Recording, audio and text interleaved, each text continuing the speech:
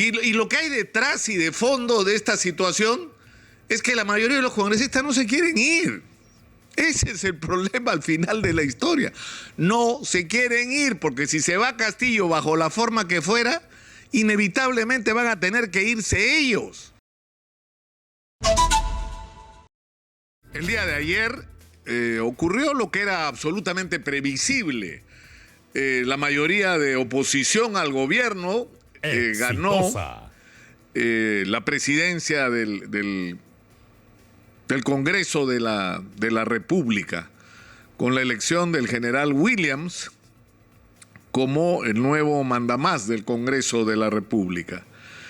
Y aunque el discurso del general ha sido muy genérico, hay un asunto muy complicado que tiene en las manos y que va a tener que enfrentar con la mayor responsabilidad de la que sea capaz, porque estamos en una situación endemoniadamente complicada. Es decir, estamos en una situación donde el presidente o la presidenta del Congreso no se reúne con el presidente de la República. Y hay una permanente confrontación entre los dos principales poderes del Estado, lo cual lleva a una situación que es insostenible. Es decir, el país no puede seguir en esta situación.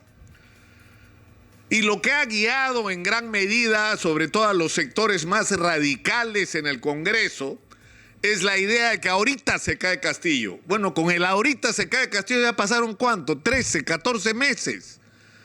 Y el ahorita no llega. Y no llega porque al final, si nos remitimos a lo que establece la Constitución del año 93, que fue construida, entre otras cosas, para proteger la figura presidencial en ese momento de Alberto Fujimori, la única manera de vacar al presidente o de sacar al presidente es que el Congreso haga dos posibles cosas. Declare la vacancia por permanente incapacidad moral, lo cual terminará seguramente, como en el caso de Vizcarra, en un proceso ante la Corte Interamericana. ¿Por qué? Porque tendría que ser vacado por presuntas implicancias en actos de corrupción. Exitosa. Ahora, el problema es que eso todavía no se procesa en el sistema de justicia. Entonces Castillo se va a agarrar, si es vacado de eso, para irse a la Corte Interamericana y decir, me han sentenciado anticipadamente, pero en fin, ese será su problema. Pero el tema es que el Congreso no tiene los 87 votos que necesitan para esto. Es decir, la vacancia depende del Congreso y el Congreso no es capaz de reunir los 87 votos. Y la otra opción es una modificación constitucional que suponga un adelanto de elecciones o un recorte del mandato de las autoridades actualmente vigentes. Y lo cual podría hacerse de una manera muy expeditiva si el Congreso tuviera la voluntad de hacerlo. Pero el problema es que para eso también se necesitan los 2/3, es decir, el procedimiento es que la comisión permanente, que tiene 30 miembros, acusa ante el Pleno, pero no vota una moción para destituir al presidente de la República. Y para eso necesitan los 2/3 de 100, que serían 67 congresistas. Y tampoco los tienen. Entonces estamos atrapados en una situación donde el Congreso de la República no quiere ni hablar con el presidente de la República. El Congreso o la mayoría del Congreso quiere sacar al presidente, pero no es capaz siquiera de ponerse de acuerdo con respecto a este procedimiento. Y lo que hay detrás y de fondo de esta situación es que la mayoría de los congresistas no se quieren ir. Ese es el problema al final de la historia. No se quieren ir porque si se va Castillo bajo la forma que fuera, inevitablemente van a tener que irse ellos. Entonces estamos en una situación, y estoy hablando solo de los defectos del Congreso de la República, porque en el otro lado tenemos un gobierno que confronta. Ellos dicen que actúan a la defensiva de un Congreso que los ha agobiado. Es cierto, hay un sector del Congreso que los ha agobiado. Pero es cierto también con todo esto de las censuras, de las interpelaciones, de las mociones de vacancia, ¿no? Eso es cierto con respecto a un sector de la oposición. Pero también es cierto que la acumulación de errores y de decisiones desacertadas por parte del presidente de la República, a lo que se suman las evidencias de corrupción en su más cercano entorno, han creado un clima absolutamente negativo para la conducción del país. Es decir, que esto es una responsabilidad compartida. Entonces, ¿qué es lo que necesitamos los peruanos? ¿Qué es lo que necesitamos los ciudadanos? Poner orden en este caos y en esta parálisis que estamos enfrentando. Entonces, se está haciendo algo que es inédito y que ojalá se hubiera hecho con respecto a los presidentes que nos gobernaron en todas las décadas anteriores. Es decir, que el presidente, aunque la Constitución debería ser modificada, ¿no? Porque no es ridículo que la Constitución permita que tú tengas la convicción de que el presidente está metido en actos de corrupción y tengas que aguantarlo hasta que acabe su mandato. O sea, tú puedes estar absolutamente seguro de que el presidente se ha levantado en peso parte del presupuesto de la República, o ha cobrado comisiones ilegales, o ha participado en actos grotescos de corrupción y no lo puede sacar según la Constitución del 93, porque no está establecido como causal para sacar al presidente. Es absurdo. Entonces, puestos en este contexto, es decir, lo que se está haciendo es inédito, que la Fiscalía de la Nación haga lo que no se hizo antes: investigar a un presidente en ejercicio. Eso no tiene precedentes, eso no ha ocurrido antes, eso enfrenta problemas muy complicados. Por eso se arma un problema con qué policías deben participar en la investigación fiscal. ¿Por qué?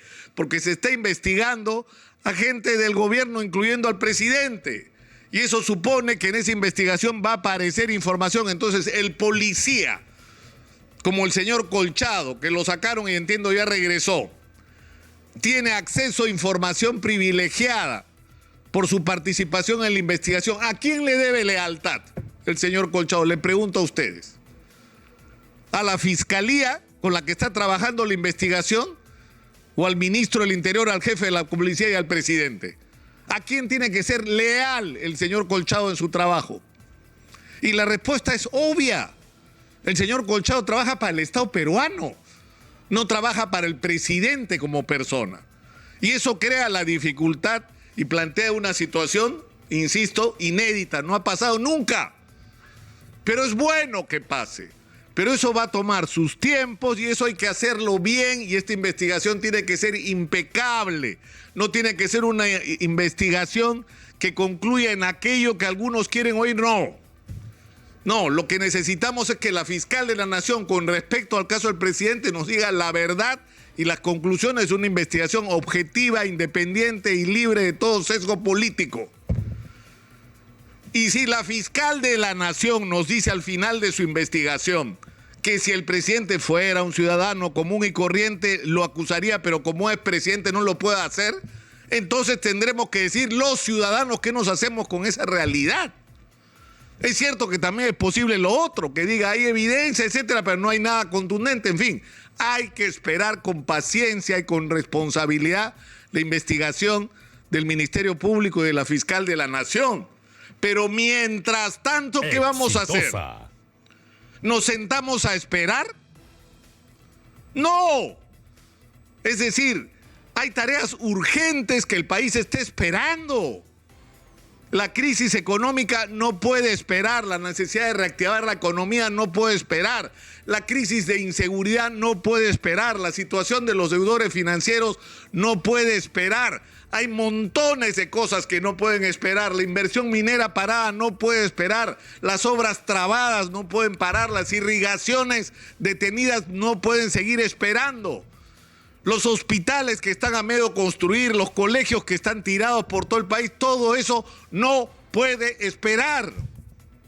Y requiere de una conducta responsable donde los dos lados van a tener que tragarse sapos y sentarse en la misma mesa y poner por delante el interés del país, más allá de todo aquello que los enfrenta, porque tienen que pensar en el Perú por alguna vez y en los ciudadanos y sobre todo en los más vulnerables. Todos hablan de los más vulnerables.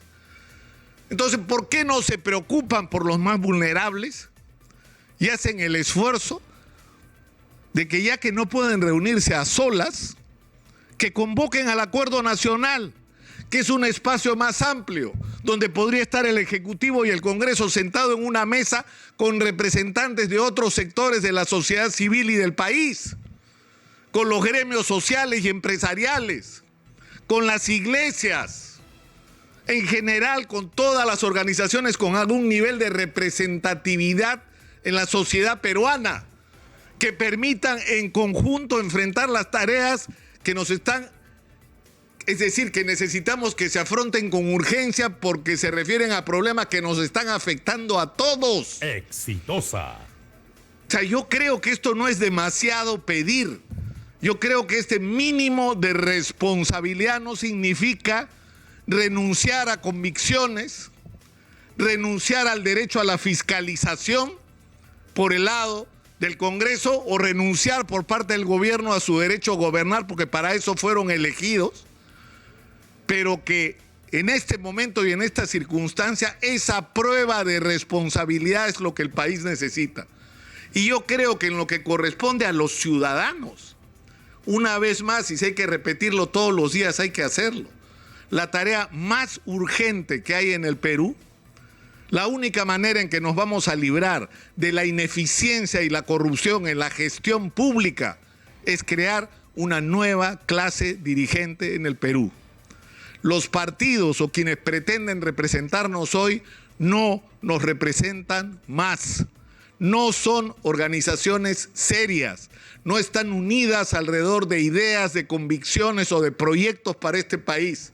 Es una conjunción de intereses egoístas, de gente que lo único que quiere hacer es tener su porción de poder para ver de qué manera puede beneficiarse individualmente de esa posición para cambiar su situación económica y la de sus familias, y donde la preocupación por los problemas de los ciudadanos simplemente no existe.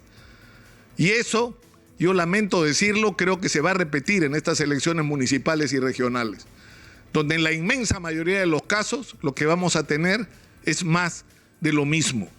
Por eso, en lo que respecta a nosotros, a los ciudadanos, no estoy hablando acá como periodista, es cada uno desde donde esté hacer un esfuerzo por construir esta nueva clase dirigente en el Perú.